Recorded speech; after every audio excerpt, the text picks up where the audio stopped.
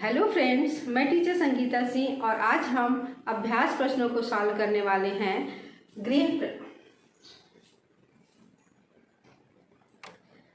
Hello friends, मैं teacher Sangeeta Singh और आज हम सॉल्व करने वाले हैं कक्षा 10वीं विषय हिंदी का पाठ 4.2 गृह प्रवेश के अभ्यास प्रश्नों को सॉल्व करने वाले हैं। तो चलिए शुरू करते हैं। अभ्यास प्रश्न के पाठ से का पहला प्रश्न लेते हैं।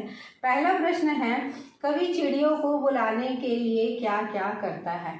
तो कवि चिड़ियों को बुलाने के लिए धान का झालर टांगता है और घर के अंदर में आईना लगाता है। अब देखते हैं दूसरा प्रश्न, चिड़ियों के दाना चुग कर लौट जाने पर कवि कैसा महसूस करता है। तो चिड़ियों के दाना चुग कर लौट जाने पर कवि को ऐसा लगता है जैसे कोई अतिथि समारोह समाप्ति के पश्चात लौट गए हों। प्रश्न तीसरा, सूनापन दूर करने के लिए कवि कौन कौन से उपाय करता है। तो सूनापन दूर करने के लिए कवि घर के दरवाजे की चौखट पर धान की बालियां टांगता है जिसे खाने के लिए चिड़िया आती हैं। साथ ही घर के अंदर में आईना लगाता है जिसमें चिड़िया अपना प्रतिबिंब देखने के लिए बार बार आती हैं, जिससे कवि का सूनापन कम हो रहा है। प्रश्न चौथा, कवि द्वारा घर के आंतरिक भाग अथवा अंतःपुर में आईना लटकाने का क्या आशय है। कवि द्वारा घर के आंतरिक भाग में आईना लटकाने से चिड़िया आईने में अपने प्रतिबिंब को बार बार चोंच मारती हैं जिससे खटखट की आवाज़ होती है।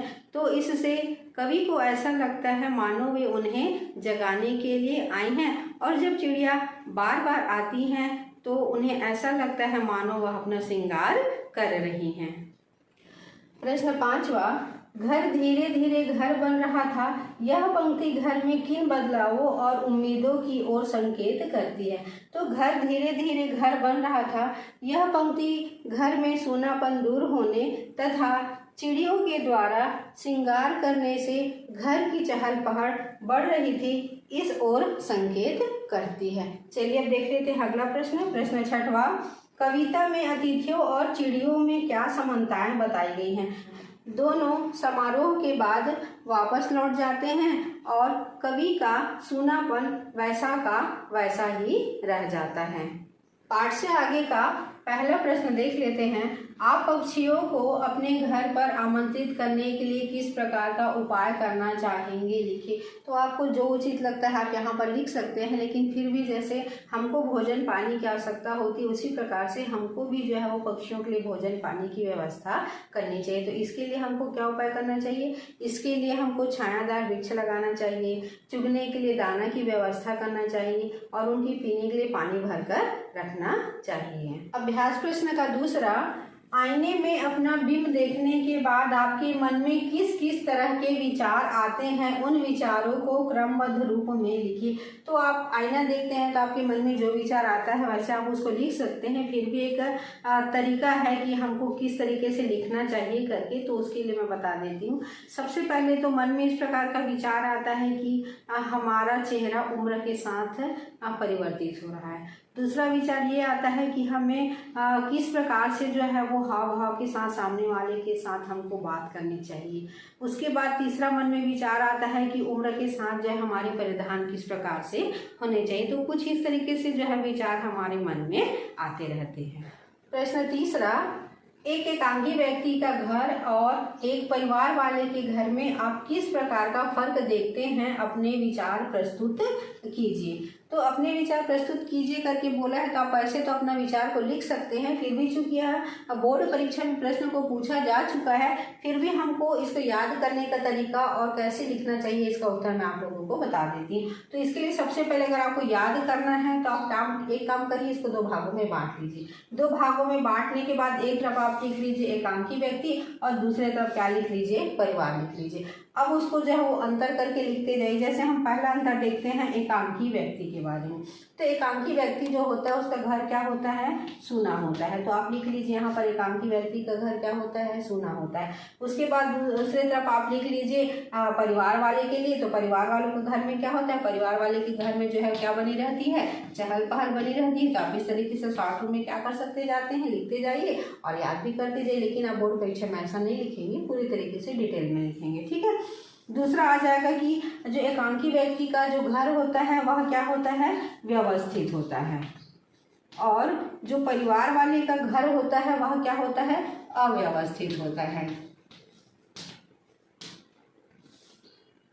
तीसरी बात ये होती है, जो एकांकी व्यक्ति होता है उसके घर में चीज़ें आसानी से मिल जाती हैं, जबकि परिवार वाले के घर में उन चीज़ों को हमको क्या करना पड़ता है, ढूंढना पड़ता है। चौथा आ जाता है, जो एकांकी व्यक्ति होता है उसके घर में जो है वो सहयोग की भावना नहीं होती, क्योंकि वह क्या होता है, अकेला होता है, इस वजह में जो है वो सहयोग का अभाव होता है, जबकि परिवार में क्या होता है, एक दूसरे में जो है वो सहयोग की भावना होती है। यह प्रश्न परीक्षा की दृष्टि से भी इम्पोर्टेंट है, क्योंकि इससे पहले भी बोर्ड परीक्षा में इसको प्रश्न पूछा जा चुका है। प्रश्न चौथा, किसी विवाह या उत्सव के आयोजन के खत्म होने के बाद आप जो दृश्य देखते हैं और आपके मन में जो भाव भरते हैं उनका वर्णन कीजिए। तो किसी विवाह या उत्सव के आयोजन के बाद नीरवता छा जाती है और चहल पहल के बाद आलस्युक्त लगने लगता है, और साथ ही मन में जो है वो उदासी के भाव जो है उभर कर आ जाते हैं। यह प्रश्न भी बोर्ड परीक्षा की दृष्टि से मोस्ट इम्पॉर्टेंट है, क्योंकि इससे पहले भी बोर्ड परीक्षा में इस प्रश्न को पूछा जा चुका है, तो हो सकता है रिपीट में ये आ जाए प्रश्न जो है वो। तो इस प्रश्न को देख लेते हैं। गृह प्रवेश के बारे में आप क्या जानते हैं? कविता में वर्णित गृह प्रवेश का दृश्य परंपरागत रूप से समाज में होने वाले गृह प्रवेश से कितना भिन्न है? तो गृह प्रवेश का अर्थ होता है लोगों का आना जाना, पूजा पाठ, चहल पहल, लेकिन यह कविता गृह प्रवेश के दृश्य के परंपरागत रूप से क्या है, भिन्न है। इसमें कवि सूनेपन से उबकर चिड़ियों को क्या देता है, न्योता देता है, और इसके लिए वह अपने घर के दरवाजे के चौखट पर धान की बालियों वाली झालर लटकाता है और घर के अंदर में क्या लगाता है, आईना लगाता है, जिससे सूनापन क्या हो सके, दूर हो सके, और उसके घर को वह चहल पहल युक्त बनाने का प्रयास करता है। के बारे में पहला प्रश्न है, बाल्या शब्द के दो वाक्य इस प्रकार बनाइए कि इस शब्द के अलग अलग अर्थ प्रकट हों। तो इस तरीके से अर्थ प्रकट हो रहे हैं। राधा के कान की बालियां सुंदर थी, बालियां कान का आभूषण।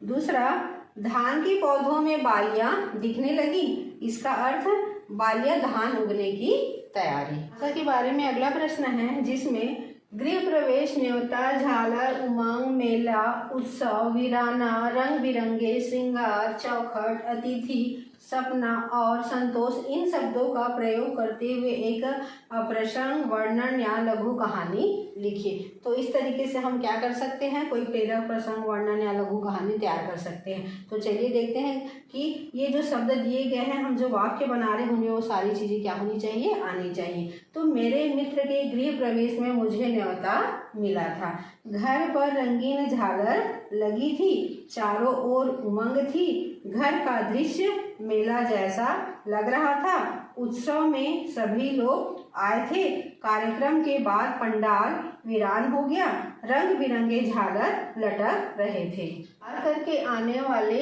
जा चुके थे, चौखट पर फूल बिखरे थे, अतिथि अपने घर लौट गए थे, मित्र के घर की पूजा का सपना साकार हो गया, उसे कार्यक्रम की सुखद समाप्ति पर संतोष हुआ। भाषा के बारे में प्रश्न तीसरा है, कविता से 10 विशेषण शब्दों की पहचान कर उन्हें अलग कर लिखिए।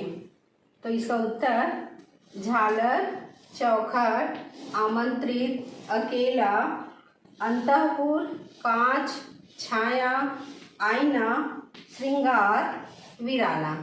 कुछ महत्वपूर्ण प्रश्न जो बोर्ड परीक्षा की दृष्टि से इम्पॉर्टेंट होते हैं, उन वस्तुनिष्ठ प्रश्नों को देख लेते हैं, जिनमें सबसे पहला प्रश्न है, सतीश जायसवाल द्वारा रचित संस्मरण है, कहाँ से कहाँ, कील काटे कमर, भले घर का लड़का। इसको हमने जीवन परिचय में तैयार कर लिया था कि सतीश जायसवाल द्वारा रचित संस्मरण है, कील काटे कमल। दूसरा प्रश्न देखते हैं, गृह प्रवेश में कौन सा समास है, तत्पुरुष समास है, अवयवी समास है, कर्मधारय समास है। तो गृह प्रवेश में जो समास है उसमें कौन सा समास है, तत्पुरुष समास है। अगला देख लेते हैं, गृह प्रवेश में कौन सा गुण है? ओज गुण है, माधुर्य गुण है कि प्रसाद गुण है?